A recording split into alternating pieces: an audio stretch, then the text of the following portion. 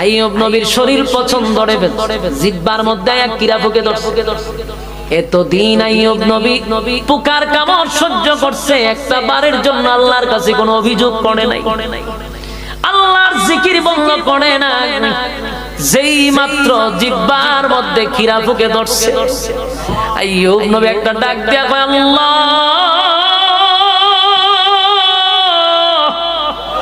সব সহ্য করছি, কোনো অভিযোগ নাই গো, শরীর তুমি দিছো, তুমি খাওয়াইছো, আমার কোনো অভিযোগ নাই, আমার কোনো কষ্ট নাই।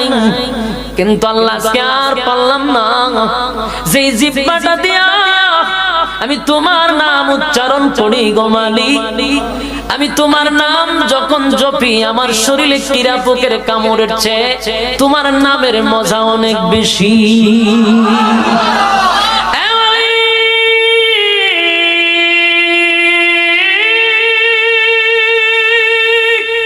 জিহ্বার মধ্যে কীড়ায় ধরছে গো, বরদাস্ত করতে পারি না, বরদাস্ত করতে পারি না। আল্লাহ আমার জিহ্বার মধ্যে তুমি কীড়া পোক লাগায়ও না, আমার যেন তোমার ডাকতে কোনো অসুবিধা না হয়। আল্লাহ বলেন, ফেরেশতারা রে, আমি আর বরদাস্ত করতে পারি না।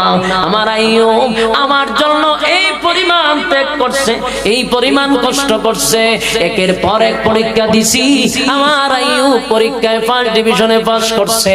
এবার জিহ্বার মধ্যে কীড়ায় ধরছে, আমার আইয়ুব আমার কাছে দরখাস্ত করছে তার জিহ্বাটা যেন আমি হেফাজত করি, আমি আল্লাহ পারতেছি না। তাড়াতাড়ি তাকায়া দেখ, আমার পয়গম্বর রে বলো সামনে একটা জায়গা আছে। আইয়ুব নবী সেখানে তাকায়া দেখে, এই আইয়ুব এই পুকুরে তুমি গোসল করো, এই পুকুরে তুমি গোসল করো। আইয়ুব নবী পুকুরের মধ্যে লাফ দিয়া যখন পড়ছে, যেই